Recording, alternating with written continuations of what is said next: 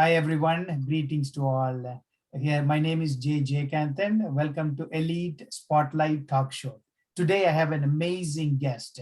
First of all, before I get into my elite guest, let me tell you what Elite Spotlight does.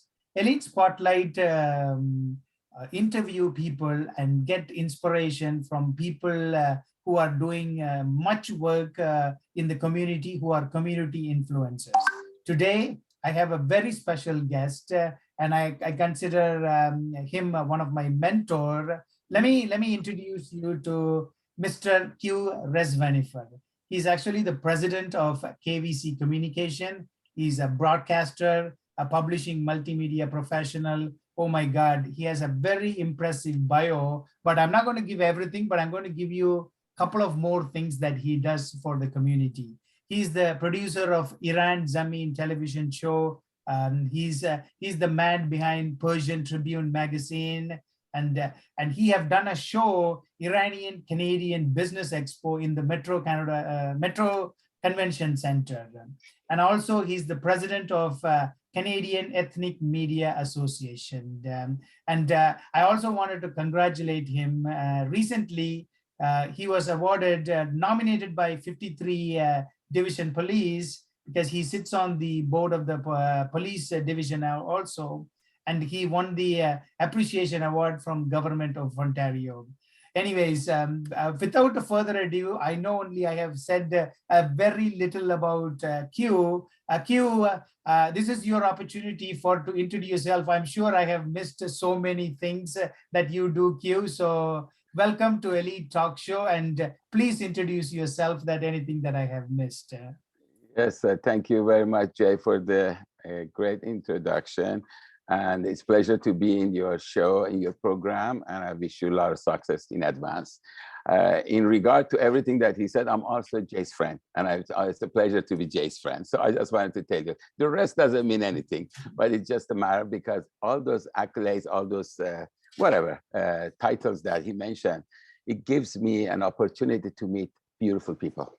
It allows me to meet great people and to figure out how life is beautiful with those people. Without that, doesn't mean anything. So I can look at those, those titles and works and everything as a vehicle to meet right people, to meet beautiful people, as I mentioned. So it's glad, once again, pleasure to be here.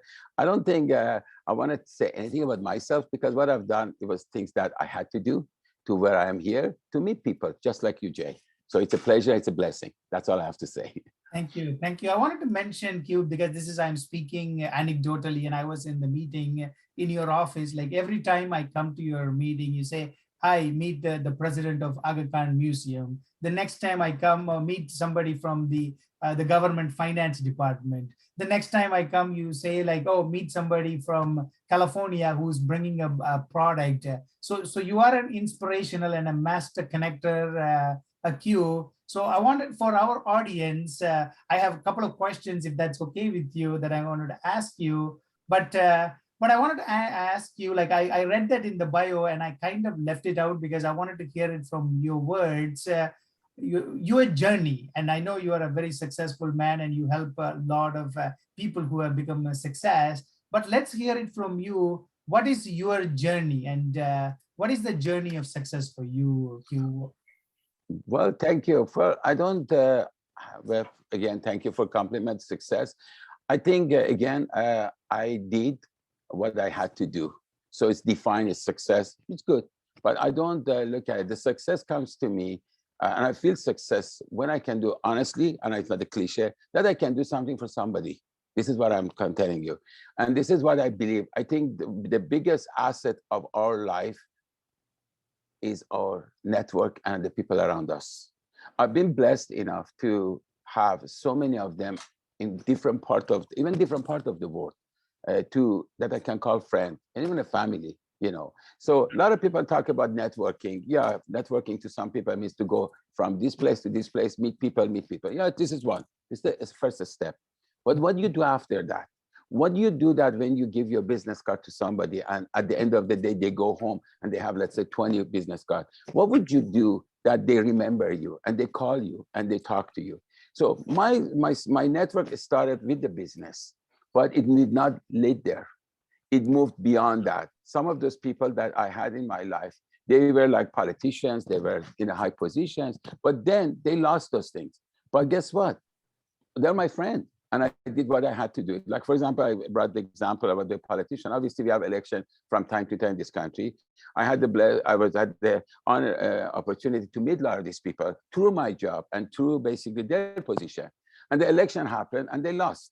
And they came back to me and I said, we had like some television programs. They'll come us out with the project that we were doing when they were in that type of position. But then what happened was they didn't have it. I said, my friend. So we continued on that. So they ended up going to the higher positions, you know. So that's why my network grew and my friendship grew. So the business is the excuse to meet people, but the friendship and the relationship is the one that's main important, that you need to invest on it. You need to put time into it. Like during the Corona, people were far away. There were no offices, there were no meetings. I took it upon myself, and I'm not saying I think everybody did it, but I took it upon myself to call my friends and tell them, listen, I know you have a company, you have an office and this, but because you're not essential business, would you like to come?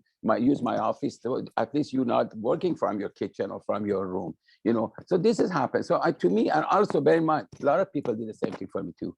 So it's basically that relationship, that bounds, I think that everybody has, helps them to move forward.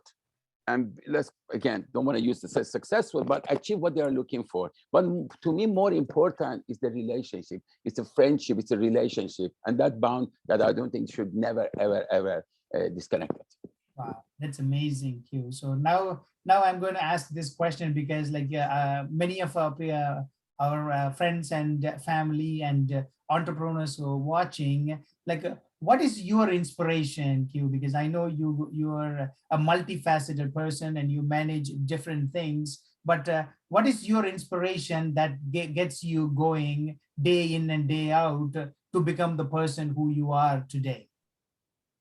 Well, I wanted to say I'm blessed that I have a job that put me in touch with all kinds of people from all walks of life and all cultures. If I was a dentist, I was only working with the patient who come for the preoperative care. If I was something engineer, I was dealing with it. But my job takes me to meet a lot of people. I meet a lot of people from different cultures. And honestly, I welcome it. And everywhere I go, I have tried and I have done a genuine relationship.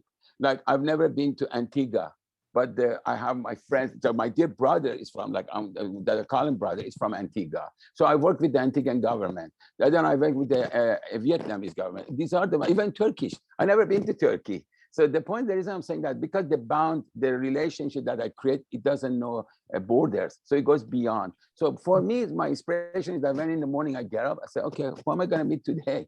And as you just mentioned, every time you come to my office, it's a blessing to have different people from different parts of the world or from different kind of businesses in my office, and we work together. And so that is, I can say that what energizes me, and that what inspires me to move forward, because you don't know what happens next, or who you're going to meet, or whatever project you're going to land up.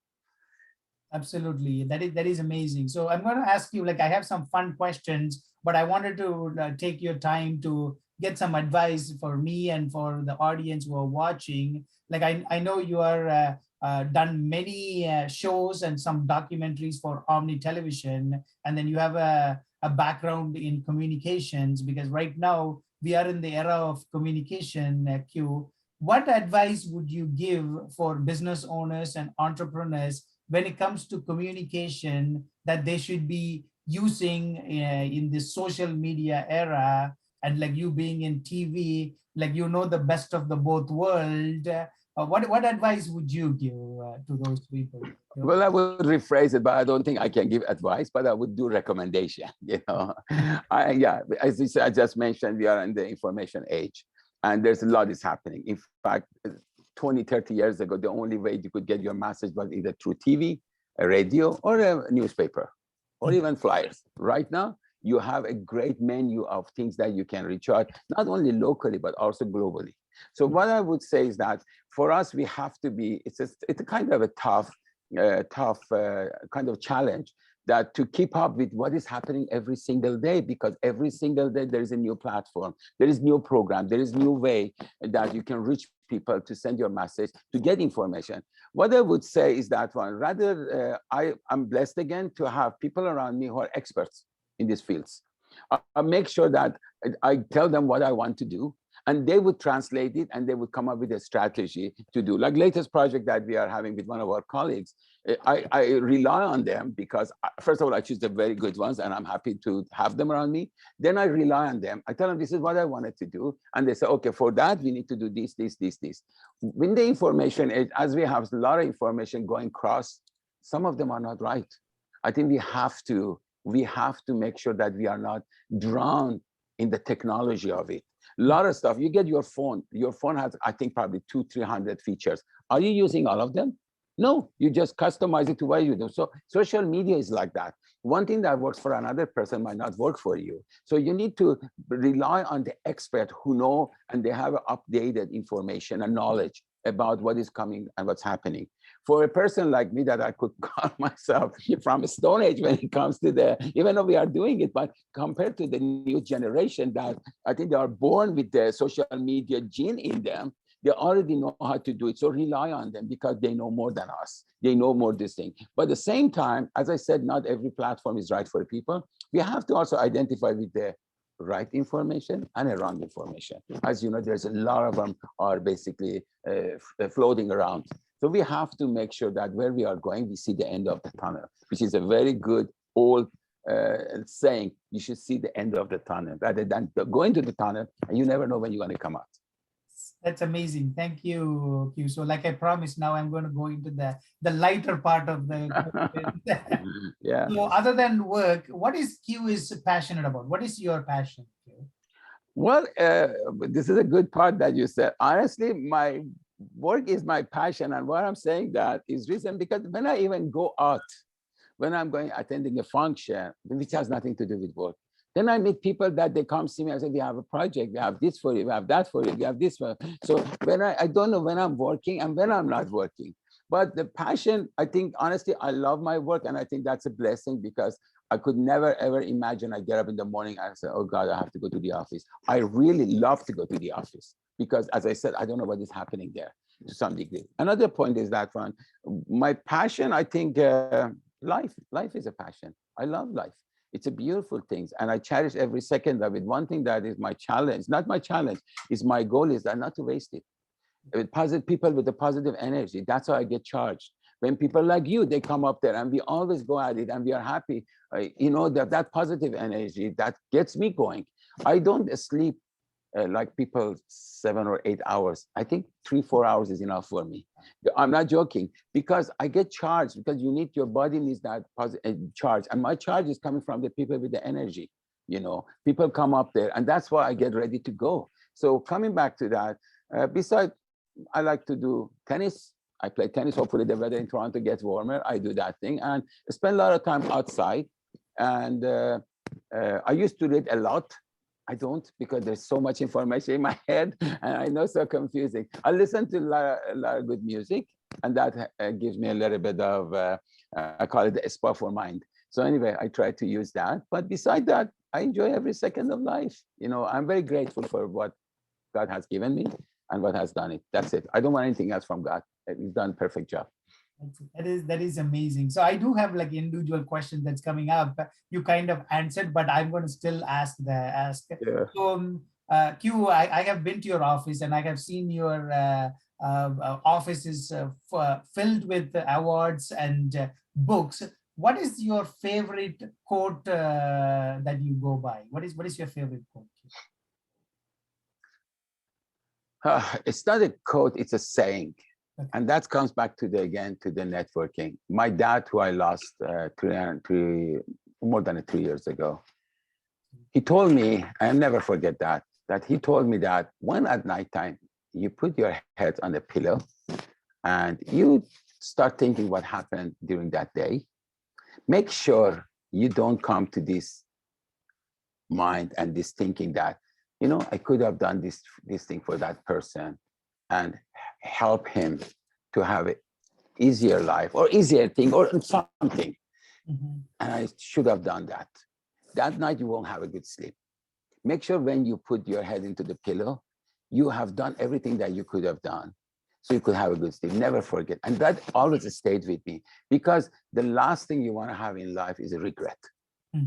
Life regret or daily regret. So I want to make sure that if somebody comes to me, and unless I absolutely have no clue how to do it, then at least I try to find somebody who can help. So this is, and I do my best. And then even if maybe I cannot do it or I didn't, at least I know I did my best to move it. The quote is that one: I don't take the life as a granted. I think to me, life is precious. We have always heard this statement. We have heard it constantly so many times that I think it has lost the value. But life is a beautiful. I look at life, and I've always said, life is a vacation. The difference is that, you have a 7 days vacation. This vacation, you don't know when it ends. So you better enjoy it, because maybe tomorrow you need to go, So anyway, so you don't have any regret. So my quote is that one: live your life without any regret. That was amazing. That was amazing. Thank you, Q. So the other question is, like I said, your hobbies. And I know you are a car enthusiast, and I know you love cars. Tell me about your hobbies, and specifically about cars. Like how did you get into cars? Well, I don't have that many cars, but just like anybody else, I don't see any guy who say I don't like a car. But I happened, again, another gift from God, that I ended up having a sports car, which is right now for past 6 months in the, basically they're working on it, they're overhauling it, everything else. But then again, even when I drive that or any of them, just like I'm temporary, get blessed to use this. Once we go, we take none of this with us. So we better enjoy it, and we may have to make sure that you enjoy it, but you make sure that people around you are enjoying it more. And you have to know it. So the cars, whatever we have, none of them means anything. Once we go, none of them goes with us. And if I could take it, I wouldn't want to take it, because I would like to start fresh. But to start with, the cars, or even any kind of outside activity, I'm for it, because again, it's a part of enjoying life. And it happened to be cars is car or driving. Short drives is my favorite, not the long ones, past those age. Amazing. So now we are in the rapid round. We already got into it. Your favorite place. What is your favorite place to travel? I know you have traveled many places in the world. What is Q's favorite place to travel? Well, I guess I've done projects in the Caribbean countries and several, and I've been to most of them. My favorite, in fact, I have different locations are different. One of the beautiful places that I love to visit all the time is Quebec City. But in Caribbean was San Martin. Because when I go there, and again, I had this opportunity, when I go to a trip, it's not your regular trip. I've been to Jamaica in a way that nobody's been. I've been to Arizona, which just like nobody has been before. Again, this type of job expose you to some opportunity, which has been not only amazing, but also very educational. And so when I go to islands in Caribbean, I don't go to resort. I want to see how these people live. So I get up early morning, even by sunrise, and I go outside. I want to see how the island comes to life, in that time. And I make friends in there. They take me to the places and see that thing. So to make the long story short, I haven't been to Europe. I'm planning, hopefully soon, to go to Turkey. I heard so much about it, and I wanted to experience that. Hopefully by then everything is calm. But two places I can say, obviously Toronto is a beautiful place to live. I don't want to change it with anything else. The home is Toronto. The country is Canada. I'm so grateful to this country, and I love this country. And you know that I went to school in the United States, and I lived there and I worked there, but home is Canada and home is Toronto.